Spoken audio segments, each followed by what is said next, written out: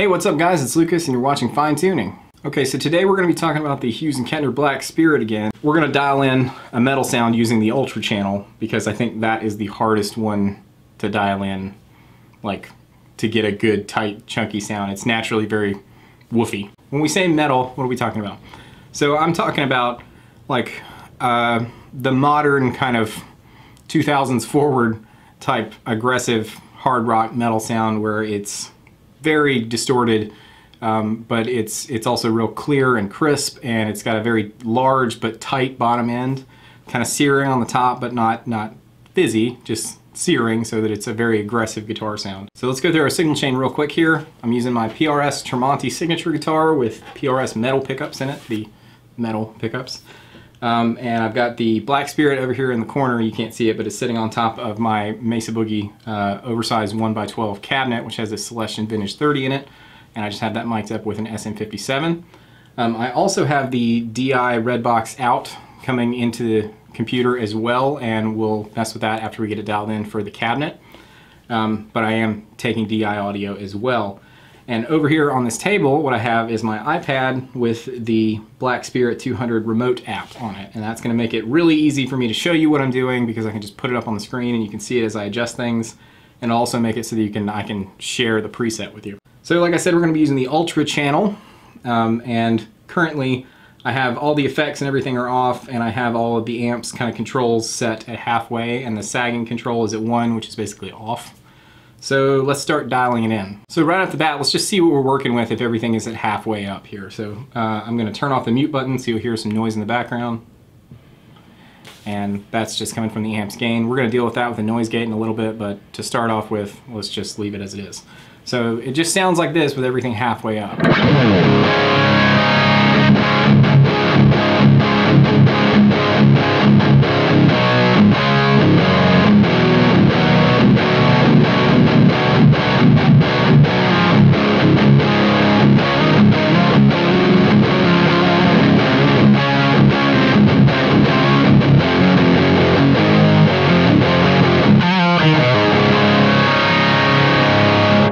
So that is very distorted, real boomy, not particularly tight, kind of mushy sounding.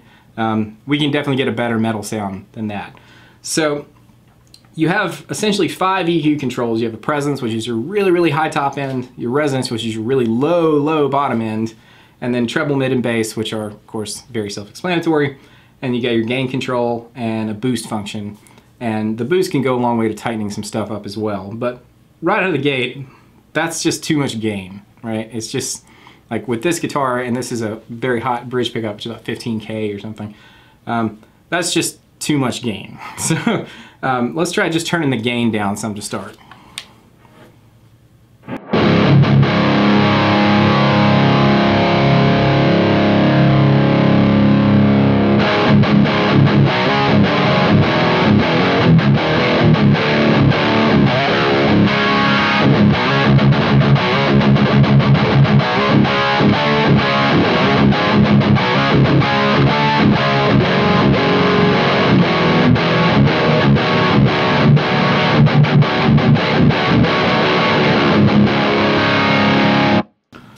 So even with the gain at like 20, which is, you know, right around 9 o'clock, that's still a ton of gain. Like that's just so much gain. So I'm going to turn it down even more, and then we're going to try turning the boost function on to kind of like add some more of that front end attack and kind of like really get that tight, punchy sound. So let's try turning the gain down some more.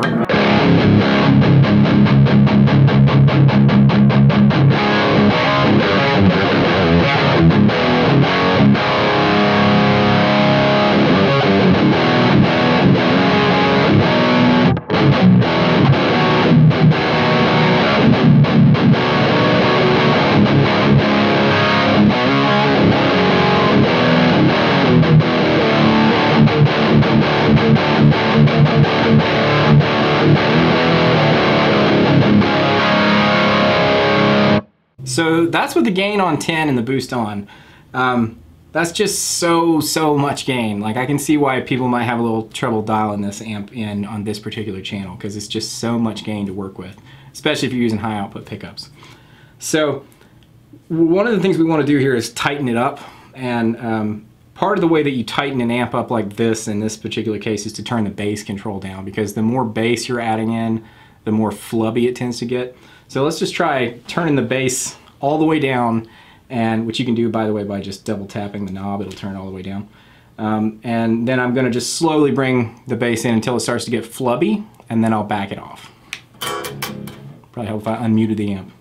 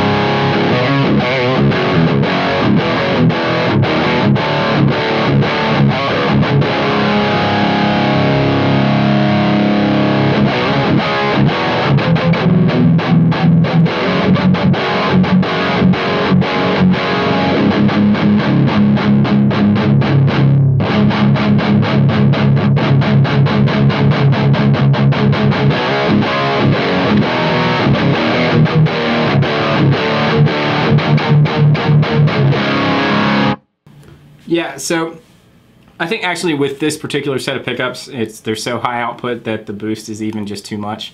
So I turned the boost off and I brought the gain up to about 20. And I've got the bass down really low. It's on like the number 10, which is, you know, like 7:30 or 8 o'clock on the dial. So it's very low.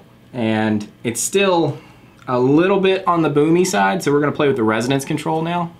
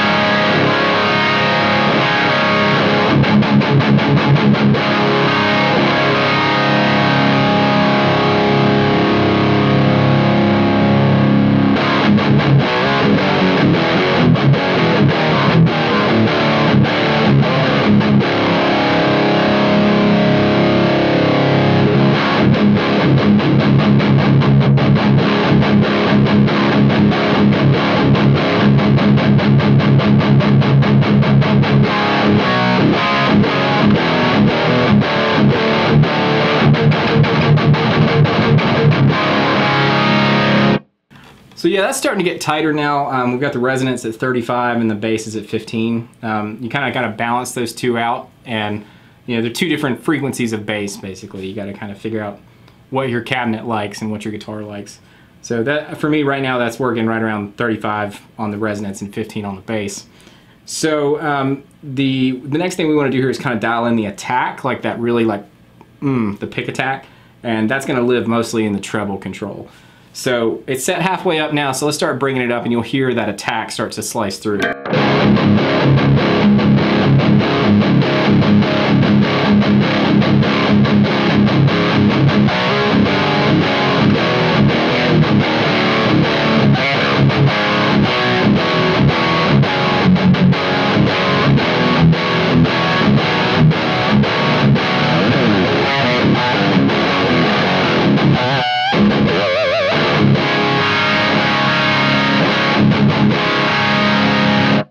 Yeah, so right about 75, I think there is where you start to get enough of the pick attack that the guitar sound starts to become sort of three-dimensional. And three-dimensional with this kind of thing usually means what you're getting is a really good separation of frequencies. So you can really clearly hear the treble attack and you can really clearly hear the bass. And the sort of voice of the guitar lives in the mid-range, right? So let's try playing with the mid-range control. I'm going to try bringing it up some and see if I can kind of add some more body to the sound. You don't want to bring it up too much because then it'll get honky and you don't get that nice squishy feel, but you don't want to have it too low because then it gets scooped and your sound just like vanishes.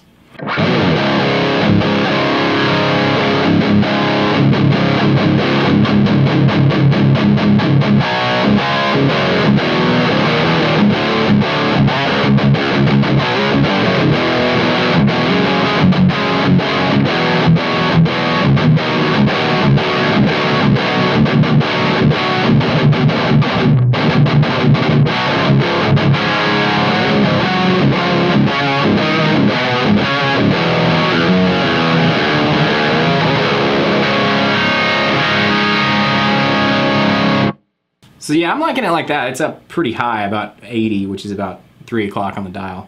And I think that's a pretty good starting place here for this sound. And the next thing we want to do is kind of mess with the presence control.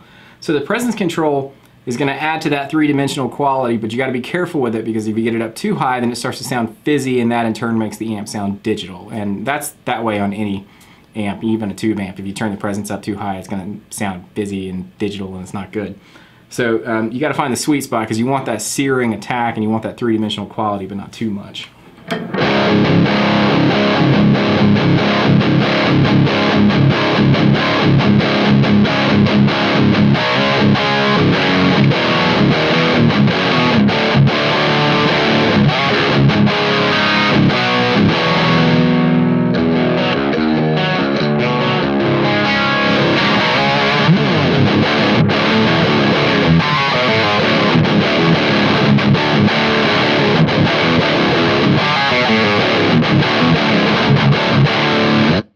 Yeah, I'm really liking that right about the 75 area, 76, 75.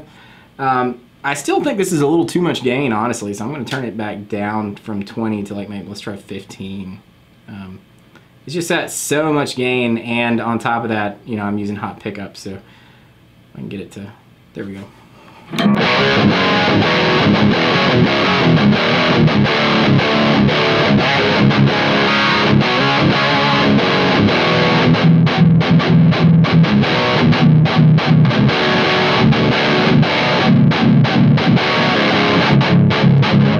Yeah, so one thing you may notice as you're dialing one of these amps in the Black Spirit, or any tube amp actually, is that the controls tend to be interactive.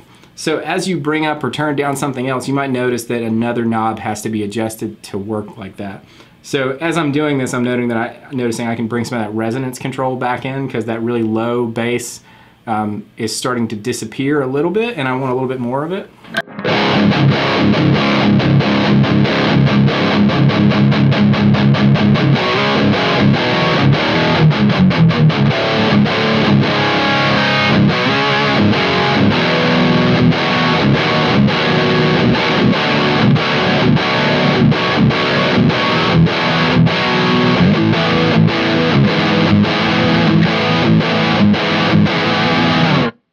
Yeah, so that's really good and like three-dimensional and expressive.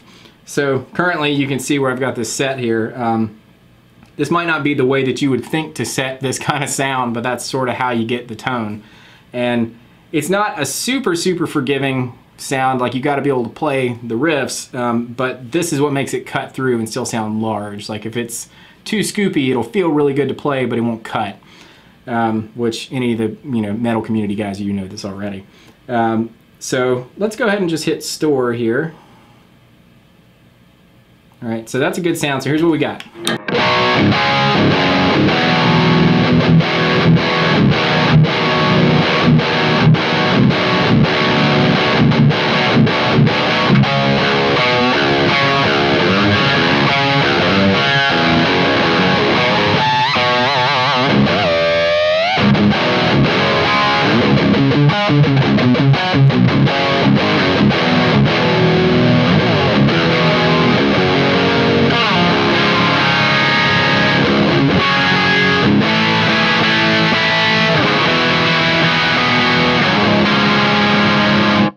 So you can hear, even when I play those big open 6-string chords, you can hear all the definition.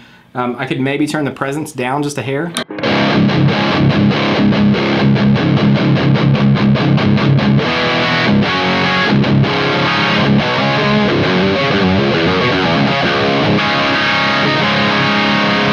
Yeah, to still retain that three-dimensional quality, but make it just a little less shrill. So that sounds good. Let's go ahead and hit the store button again. And then now we want to turn on the noise gate so we can shut up that background noise. Because right now if I'm just quiet, right, you can hear that background noise. So if I just start turning on the noise gate,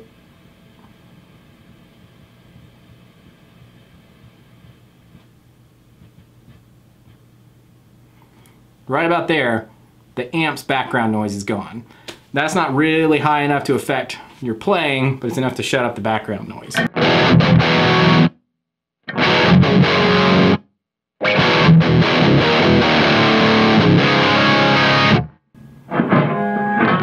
But if I have the volume all the way up, it's still, you'll be able to hear it. So you can bring the noise gate up more than that if you want to kind of start tightening up the playing. I prefer to just do that by hand, basically by rolling the volume control down, because this way, if I roll the volume down a little bit on the guitar to kind of clean it up some, it doesn't just shut it off.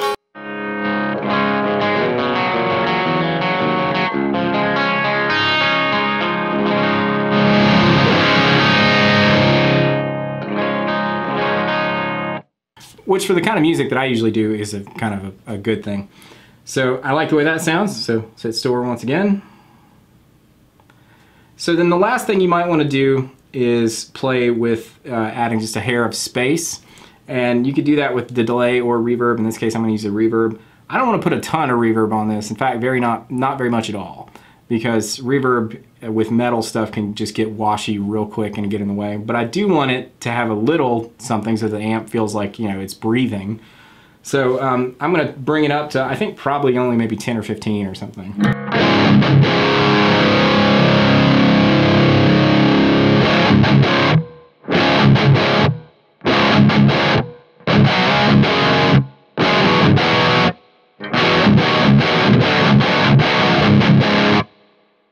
So that's reverb that you can really only hear the tails of. So if I stop playing, you're going to hear it. But if I keep playing, the reverb is basically not there. And that's what I'm looking for here, so that just if I stop, there's a little bit of something just to, you know, make it feel like it's reverberating the room. Reverb, right? So that's a good sound. Let's hit store. All right, so here's our finished kind of like dialed in metal sound for the room, the cabinet that I'm using.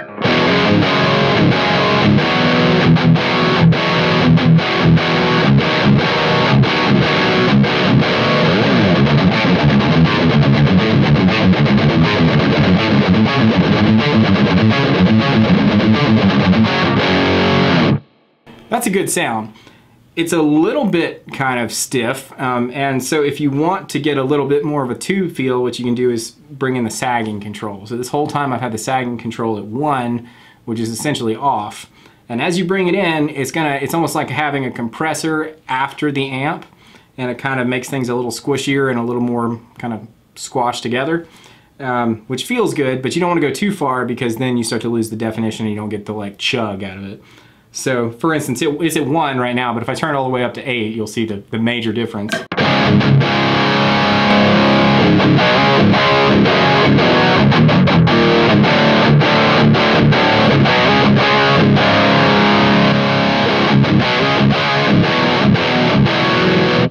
Right?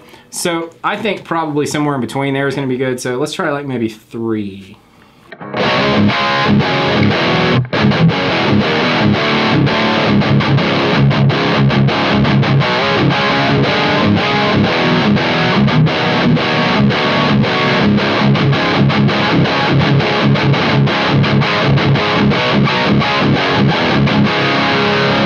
Yeah, that's good. And another thing I've noticed with the sagging control is that it does sort of change the EQ a little bit. So as I turn that up, I'm kind of thinking that maybe I need a little bit less presence. So let's turn that presence control down to like maybe 60. Let's just, if I can do that with my big fat fingers here.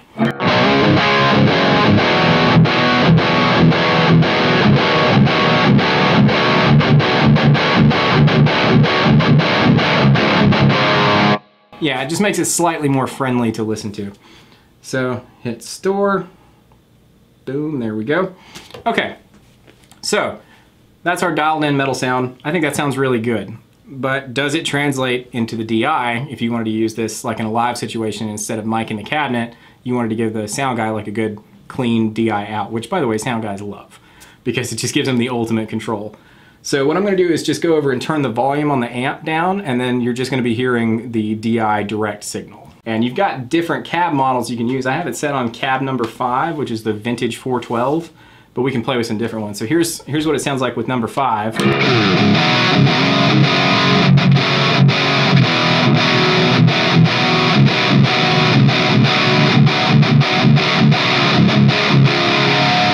Right, that's a good sound, I think. Let's try some different ones. So here's the 412 British. That's not really my thing. Let's try 412 modern. It's very new metal sounding. And then 412 American. That has like a pronounced kind of Bogner Ubershaw cab thing. I just like the 412 vintage the best. That's the one that sounds good to me.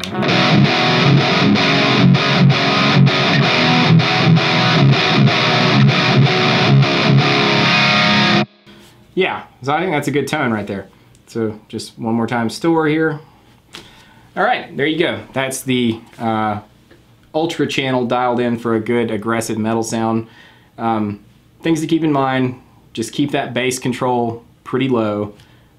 Keep your gain control pretty low because it's got a lot of gain, and the higher output pickups you have, the less gain that you need in general. Like I've got it set really low, like less than 9 o'clock right now, and the boost is off.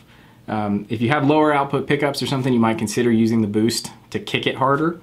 But you don't want too much because it's got so much gain already and you don't want to lose the picking definition. So anyway, I'll play you out now, but here is just that same sound, which you'll be able to see a link to here, or a picture of, if you want to adjust it. And that's what it sounds like. So anyway, until next time, I will catch you later.